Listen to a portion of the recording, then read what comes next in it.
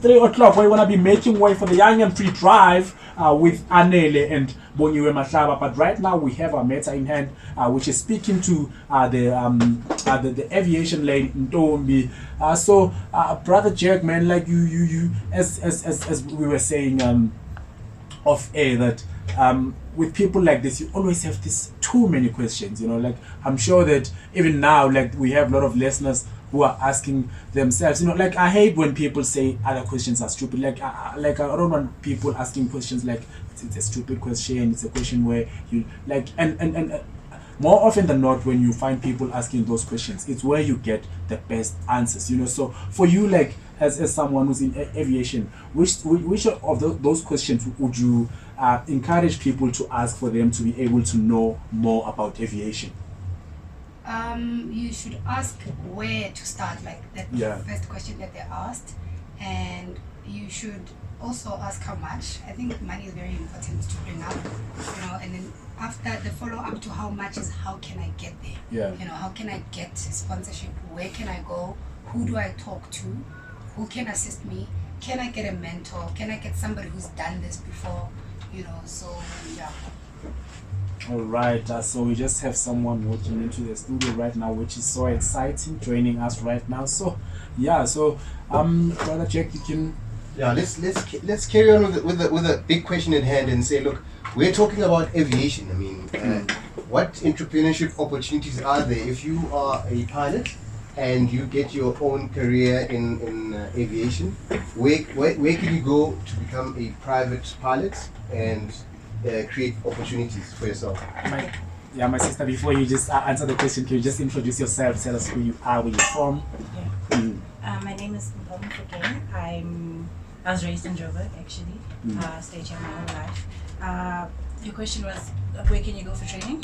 The question is, how can you become a entrepreneur in aviation once you have your pilot license? So what I've seen a lot of pilots do, actually, because when you have a career in aviation, you get to travel the world quite extensively. I've seen very many people travel around the world and use that opportunity to buy, like stock different items that when they come back home, they then sell those items and give themselves another stream of income. Likewise, you get a lot of rebate tickets. I've seen a lot of pilots who don't have that many family and friends to assign those rebate tickets to. They then sell those tickets. Every year, you change your list. People will say, okay, listen, for me to be on your list for this year, I'll pay you 20,000, 30,000, whatever the case may be, because these people travel often. That way, they only pay airport fees when they travel. So a ticket that should have cost them 8,000 or 9,000, they're paying 900 rands. I mean, we were speaking to Ntombi before you came in about the challenges that you guys faced in this industry. Like, how easy was it for you to get into aviation? It's not easy at all. Yeah. There's nothing easy about it. I don't want to lie to you, especially when you're a female. Yeah. Especially if you don't necessarily come from privilege, and more especially if you're a black person. Yeah. It's very difficult. There are often spaces where people treat you like you don't belong. They call it the imposter syndrome. It's difficult financially. Training costs an arm and a leg. Yeah. For a private pilot license, you're looking anywhere from 90 to 120,000 rands. Then for your commercial license, upwards of 200 to 300,000 rands. You know what I mean? A person doing our building, the smallest aircraft we fly on is about 2,000 rands an hour. Now you go to bigger and bigger aircraft for a better rating, right? You're looking at upwards of 5,000 rands an hour. You have to have 1,500 hours before an airline even looks at you. Now you're doing over 1,000 of those hours at upwards of 5,000 rands each. It's a problem. It's a challenge. Okay, so what I was actually asking is to say, if you're interested in going into aviation and you want to be an entrepreneur about it, finding streams of income that can help you become a pilot, because in the world that we're in right now, not a lot of people have those opportunities to get paid for or sponsored to get the qualifications that they need. But for example, there's new industries in drones and all of that. I mean, you could enter into aviation through another channel, Yes, and create a stream of income that can fund your love and passion in aviation. So that's the question I was leading towards, to say, how can you tackle this beast that requires so much money to continuously have so that you can get your ratings? Do you know what? I've noticed people will opt to enter through another door, even though they know the final avenue is becoming a pilot. Yeah. For example, I've seen it more in other airlines, not so much here at home. People will enter as an air hostess. People often look down on what an air hostess does, the job title. They call them chicken or beef, which is very wrong. It's actually quite derogatory because these people are health and safety officers, actually, essentially. They're not just serving you food, they're ensuring the safety of the entire flight. You know what I mean? Things that the pilot cannot do from the cockpit because they have to focus on getting the plane to where it's going. So a lot of people will go into aviation that way. Also, another avenue people consider is that of our National Defence Force. I mean, a personal question to you, like at what point did you start realizing that you're going to take aviation as a career?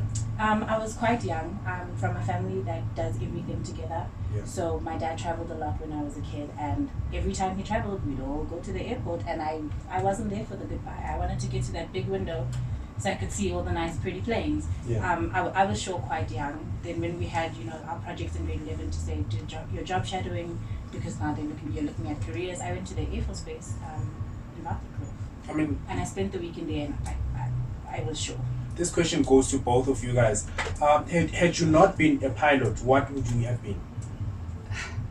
I don't see myself doing anything else. I don't see myself outside of aviation because, like I said, I became an air traffic controller, then a pilot. So the next is run the airline, So it's I wouldn't do IT or nursing.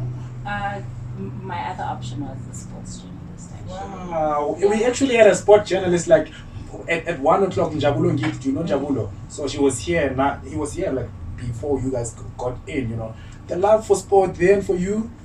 I grew up a tomboy. I was that kid who would wake up at 3 a.m. to watch Formula 1 live because I didn't want to come back from church and already know the results before I watched the race. Wow. Every Monday and Wednesday night, I was that kid glued to the TV for UEFA. PSL games, Ellis Park is down the road from home. I was I grew up very passionate about sports. Wow. When the Olympics came, the family knew that Mpo has a schedule for the TV. These are the times she's going to be watching because I watch specific things, the cycling, your diving, your gymnastics, the athletics, track and field. Oh, I'm all about it. So yeah, I talk a lot. Yeah. I talk about sports a lot. Yeah. So yeah, it was something I always found fascinating. Let's talk to that. I mean, in sports there are minimum requirements. There's a minimum height, there's a minimum weight for each and every type of sports. What are the physical limitations when it comes to wanting to enter into the aviation space? Good question. Do you know if you're going to enter through a cadet program? I remember a specific airline, I won't say which, came to my school and told me point blank, you're too short to be a pilot. Like point blank. I find out after the fact that actually that's not the case. There are pilots who are shorter than me, far shorter than me. There are pilots who are double my size and I'm not small. Can you fit into the plane? Yeah, okay, you're good to go. Yeah. Are you healthy? Okay, yeah, you're good to go. And how I does think that make?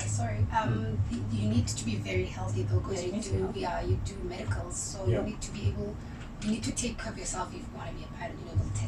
They'll test your breathing, they'll test your even your BMI, like your blood pressures and all that stuff. They need to. If you've got glasses, for instance, I remember they used to say if you can't fly with glasses, you can't fly with glasses because you have corrective lenses. So there aren't as many limitations as there used to be. Like those heights, even for cabin crew members, they used to say you need to be this height to be. No, there's no such thing. Can I ask a personal question? Between the two of you, what records do you hold that are something that you can hold up and say this is the flag that I've got from being in the aviation industry? Pretty much the highlight of the career. Yeah. At the moment, can I just brag that I got employee of the month for the month of September in my airline, so that's nice for me. So I haven't gotten my prices because I'm off. I'm here, so I can't wait to get back to work tomorrow. That's fantastic. Actually, likewise at my school last year, I was awarded. It was two of us. We shared the award. It's basically the prize is to say the most dedicated to the field, dedicated to educating others, dedicated to the smooth running of the school, dedicated just all-round dedication, overachiever type of situation. Yeah. And does aviation have a sell-by date, or can you fly forever? There's a definite sell-by date. There's a definite, it differs from airline to airline, governing body to governing body. But actually, which is why we're having the problem we're having in the world right now. There's a global shortage of pilots because a lot of your airline captains are retiring and we're not feeding new pilots in quick enough. Airlines are growing, new airlines are popping up every day. Existing airlines are adding routes. Those routes need to be served by brand new aircraft, and there are no people to fly those aircraft. So it's a real challenge right now. I mean, I think this question then goes to Ntombi to say, if there's such an increase of traffic, how is that going to affect air traffic control? I mean, what's going to happen when we run out of air? You can't run out of air, so hence it's scheduled. So with the schedule, you know how many aeroplanes are going to take off at this time. So they have something that they call slot management, that side. So for each and I have to request the slot. So they need to tell me that at 3 o'clock you can go from Joburg to Cape Town. Otherwise, I can't just come and decide that I'm gonna fly. So everything there's a schedule, there's planning, there's certain times when you fly, there's certain routes that you need to understand that, okay, we've got 5 airlines going to Durban at this time, how are we going to do this? So they're going to space you, so we shouldn't run out of air, but yeah, that's how they do it. Yeah. Not anymore. Yeah. Okay, guys, we've ran out of time. Like, man, your time flew by, man. I can always honestly say that when we look at a career and from a distance, we always think that it's limited and it's limiting. I mean, and my hope is that every time we discuss careers on lunch on CAPS, is to say the career is big. There are so many opportunities, and we as black people and females primarily need to figure out where their passions lie and where they can best fit in. I mean, we appreciate that you guys have made it here today. It's not every day that we speak to pilots. Yeah, thank you guys for being the pioneers of our societies, because like a lot of you guys are saying that now women are getting into the space of aviation, and we hope that you guys can inspire a lot of women to come into this space and make sure that they fly us to wherever that we want to go. Thank you so much. Thanks. All right.